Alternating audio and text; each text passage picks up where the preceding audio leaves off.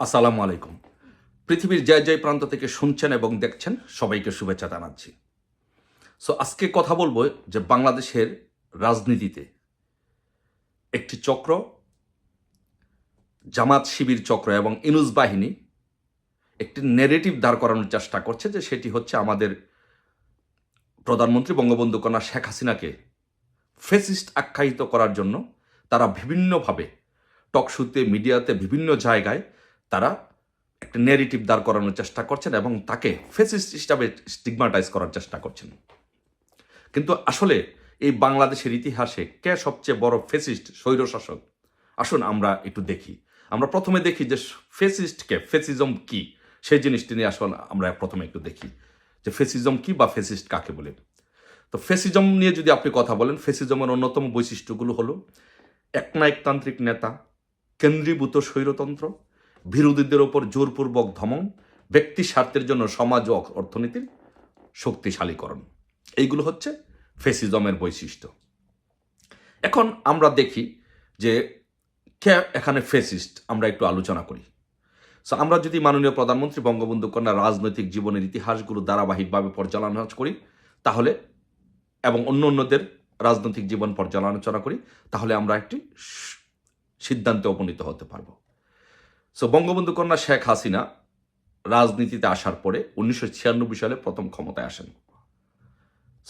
1996 সালে প্রথম ক্ষমতায় আসার পরে একমাত্র বাংলাদেশের ইতিহাসে একমাত্র বঙ্গবন্ধু কন্যা শেখ হাসিনাই 2001 সালে শান্তিপূর্ণভাবে উনি ক্ষমতা হস্তান্তর করেছেন। এই বাংলাদেশের ইতিহাসে আর কেউ শান্তিপূর্ণভাবে কেউ ক্ষমতা হস্তান্তর করেননি। এটি হচ্ছে 1996 সালে প্রথম যখন প্রধানমন্ত্রী নির্বাচিত হন বঙ্গবন্ধু কন্যা শেখ হাসিনা, তখন উনি প্রথম 2001 সালে শান্তিপূর্ণভাবে ক্ষমতা হস্তান্তর করেছিলেন। তারপরে 2001 সালে আওয়ামী লীগ পরাজয়ের পরে আপনারা জানেন যে আওয়ামী লীগের উপরে কি খড়গ নেমে এসেছিল এবং কারা ফেসিজম করেছিল, কারা স্বৈরতান্ত্রিক আচরণ করেছিল। তারপরে তারই ধারাবাহিকতা আন্দোলনের ফলে 2008 সালে আওয়ামী লীগ আবার ক্ষমতায় আসে, প্রধানমন্ত্রী শেখ হাসিনা আবারও প্রধানমন্ত্রী হন। 2014 সাল পর্যন্ত উনি ক্ষমতায় ছিলেন, 28টি আসনে বিএনপি জয়লাভ করে। বিরোধী দলের সংসদে ছিল, বিরোধী দলকে বিলুপ্ত করে নাই, কোনো রাজনৈতিক দলকে নিষিদ্ধ করে নাই। তারপরে 2014 সাল থেকে 2018 সাল পর্যন্ত 2014 সালের নির্বাচনে আওয়ামী লীগ বিএনপিকে বারবার আহ্বান করার ফলেও বিএনপি নির্বাচনে অংশগ্রহণ করেনি, কিন্তু অন্যান্য অনেক দল নির্বাচনে অংশগ্রহণ করে। এবং 2018 সালের নির্বাচনে বিএনপি নির্বাচনে অংশগ্রহণ করে 5টি আসন পায়। 2024 সালের নির্বাচনে আবার বিএনপি আওয়ামী লীগের বারবার আহ্বান করা সত্ত্বেও বিএনপি নির্বাচন বয়কট করে। এখন প্রশ্ন আসেন, এই ধারাবাহিকতায় আলোচনা দীর্ঘদিন যে আওয়ামী লীগ সরকার ক্ষমতায় ছিল, এই আওয়ামী লীগ সরকার ক্ষমতায় থাকার ফলে প্রধানমন্ত্রী শেখ হাসিনা কি করেছেন? এখন আমার প্রশ্ন হলো যে উনি কি বিরোধীদের উপর জোরপূর্বক দমন পীড়ন করেছেন, কোনো রাজনৈতিক দল নিষিদ্ধ করেছেন, ব্যক্তিকেন্দ্রিক কোনো অর্থনৈতিক শক্তিশালী চক্র গড়ে তুলেছেন? আসুন আলোচনা করি। যদি এক কথায় বলেন আমাকে, না, উনি বাংলাদেশের জন্য বাংলাদেশের অর্থনীতিকে শক্তিশালী করার জন্য কাজ করেছেন। উনি কোনো ব্যক্তি, ওনার অ্যাকাউন্টে কোনো, আপনি যদি 100 কোটি 50 কোটি টাকা শেখ হাসিনার অ্যাকাউন্টে পাবেন না। উনি কোনো রাজনৈতিক দলকে, শেখ হাসিনা প্রধানমন্ত্রী থাকা অবস্থায় কোনো রাজনৈতিক দলকে নিষিদ্ধ করেন নাই। প্রত্যেকটি রাজনৈতিক দল, বিএনপি এবং 71-এর পরাজিত শক্তি জামাত সহ সকল রাজনৈতিক দল বাংলাদেশে মিটিং মিছিল করতে পেরেছিল। এবং ঢাকা বিশ্ববিদ্যালয়ের ডাকসু নির্বাচনে ছাত্রলীগের বিপরীতে বিপি নুরুল হক নূর বিপি হয়েছিল।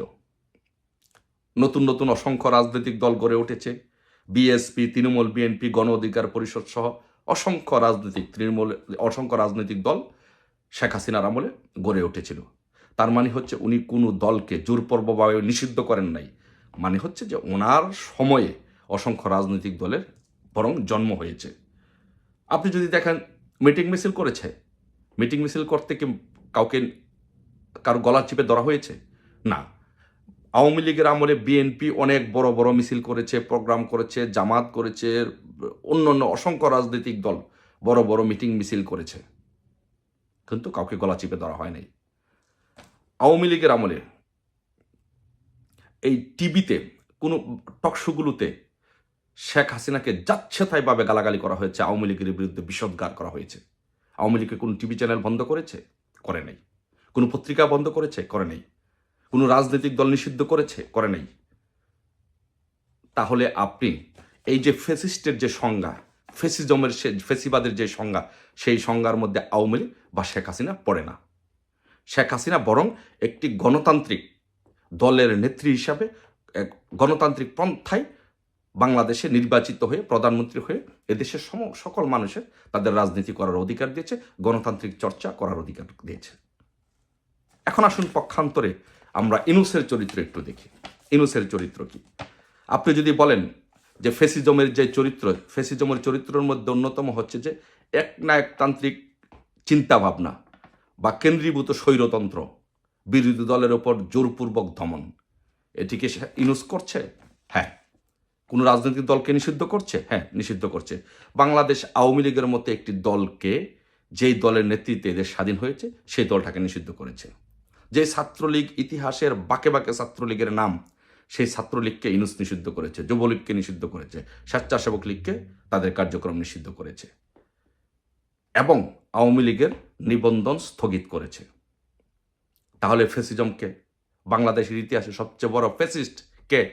বাংলাদেশের ইতিহাসে ইনুসের কার্যক্রম থেকে প্রমাণিত হয় বাংলাদেশের ইতিহাসে সবচেয়ে নিকৃষ্টতম ফেসিস্টের নাম হচ্ছে ইনুস। এখন আপনি আরও আলোচনায় আসেন। আপনি যদি দেখেন যে বাংলাদেশের সাংবাদিকদের উপরে কিভাবে দমন নিপীড়ন চালানো হয়েছে, বাংলাদেশের সাংবাদিকদেরকে কতগুলো সাংবাদিকের কার্ড বাতিল করা হয়েছে, কত সাংবাদিক আজকে জেলে আছে, কত সাংবাদিক জেলে আছে, অসংখ্য সাংবাদিক আজকে জেলে আছে, অসংখ্য পত্রিকা বন্ধ করে দেওয়া হয়েছে। টেলিভিশন চ্যানেলগুলোতে কোনো আওয়ামী লীগের নেতাকর্মী বা বিরোধী দলের কেউ কোনো কথা বলতে পারছে? কথা বলতে পারছে না। তাহলে কি হচ্ছে? বিরোধী দলের ওপরে কে নির্যাতন চালাচ্ছে, নিপীড়ন চালাচ্ছে? বিরোধী মত প্রকাশের স্বাধীনতাকে কে হস্তক্ষেপ করেছে? ইনুস। শেখ হাসিনা ও ডক্টর ইউনূসকে নিয়ে গুরুত্বপূর্ণ তথ্য দিল সালাউদ্দিন। আওয়ামী লীগকে সংগঠিত করছে, এই জন্য তাকে গ্রেপ্তার করা হয়েছে। তাহলে ফেসিস্টকে ইনুস। মুক্তিযোদ্ধাদের গলায়, যাদের নেতৃত্বে এদের স্বাধীন হয়েছে, তাদের গলায় জুতায় মালা পরানো হচ্ছে। তাহলে ফেসিস্টকে? ফেসিস্ট ইনুস। ম্যাজিস্ট্রেট উর্মি মুক্তিযুদ্ধের পক্ষে কথা বলায় তাকে চাকরি থেকে বরখাস্ত করা হয়েছে। তাহলে বাংলাদেশে কি কোনো কথা বলার, মত প্রকাশের স্বাধীনতা আছে? নাই। তাহলে ফেসিস্টকে? ইনুস। তাহলে আমরা বলতে পারি যে ফেসিজমের যে চরিত্র, ফেসিজমের যে বৈশিষ্ট্য, ফেসিজমের যে সংজ্ঞা, ফেসিজমের চরিত্র, বৈশিষ্ট্য, সংজ্ঞা থেকে আমরা সহজে উপনীত হতে পারি যে বাংলাদেশের ইতিহাসে সর্বনিকৃষ্টতম ফেসিস্টের নাম হচ্ছে ইনুস। ইনুস হচ্ছে বাংলাদেশের ইতিহাসে সবচেয়ে নিকৃষ্টতম জঘন্য ফেসিস্ট। এবং বাংলাদেশে শেখ হাসিনা একজন গণতান্ত্রিক উদার নেত্রী। শেখ হাসিনা এদেশের জন্য কাজ করেছেন, জনগণের জন্য কাজ করেছেন, নিজের জন্য কাজ করেন নাই। ধন্যবাদ সবাই, ভালো থাকবেন। জয় বাংলা, জয় বঙ্গবন্ধু।